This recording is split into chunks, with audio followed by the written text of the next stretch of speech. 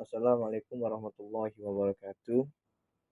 Perkenalkan, nama saya Sani Saputra dengan NIM 15 2024 025. Saya di sini akan mempresentasikan tentang transformator dan konsep distribusi daya listrik, yaitu Mapel Elektronika, dosen pengampu, dosen Fadila STMT.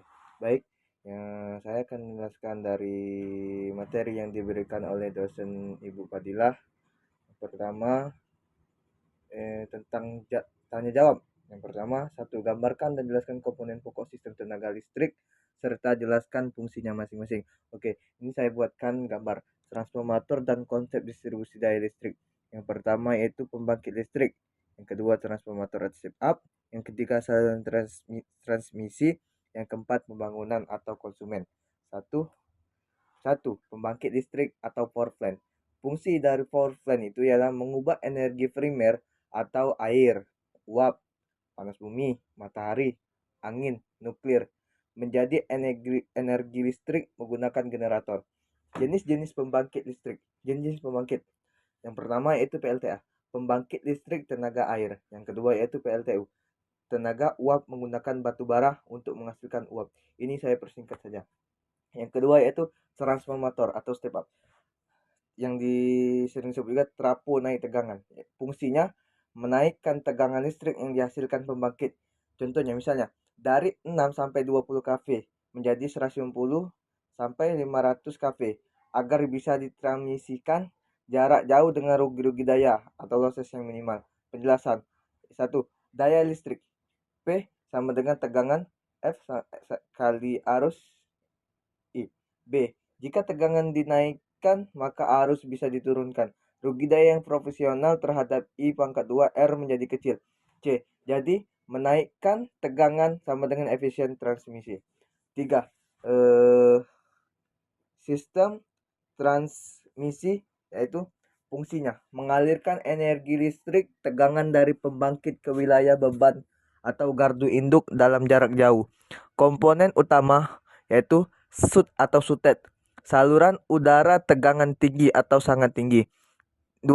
Menara transmisi, tiang-tiang logam besar untuk menopang kabel. Yang ketiga, kabel transmisi, yaitu membawa arus listrik ke tegangan umum. Yang keempat, contohnya 70 kV, 150 kV, 275 kV, 500 kV. Yang keempat yaitu transformator step down atau trafo turun tegangan.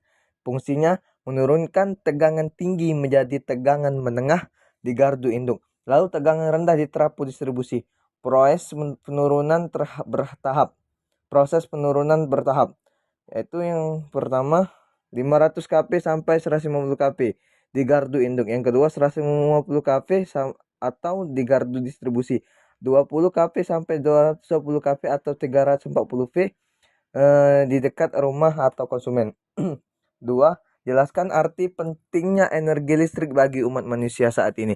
Energi listrik sangat penting bagi manusia karena menjadi sumber daya utama yang mendukung berbagai aspek kehidupan, mulai dari kegiatan sehari-hari hingga pembangunan ekonomi dan kemajuan teknologi. Jika listrik tidak ada, maka teknologinya tidak akan maju. Listrik memegang peran vital dalam penerangan, peroperasian peralatan elektronik, transportasi, komunikasi, hingga pelayanan kesehatan dan pendidikan. 3. Analisis hubungan konsumsi listrik dan kemajuan negara. Yang pertama, negara maju. Konsumsi listrik tinggi. Negara-negara maju umumnya memiliki konsumsi listrik per kapita yang tinggi, mencerminkan aktivitas ekonomi yang insentif dan infrastruktur yang berkembang.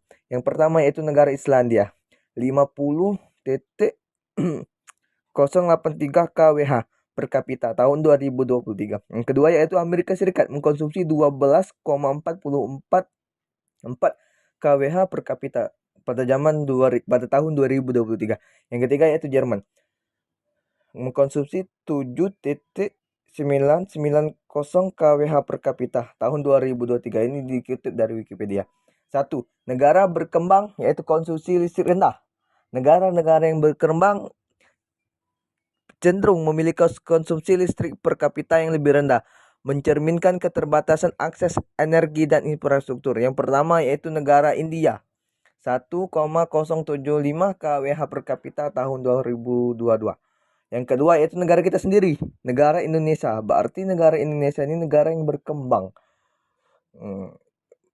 Konsumsi listrik 1,257 kWh per kapita pada tahun 2022. Yang ketiga yaitu negara Nigeria, mengkonsumsi 7,993 kWh per kapita tahun 2023. Dikutip dari World Bank Data.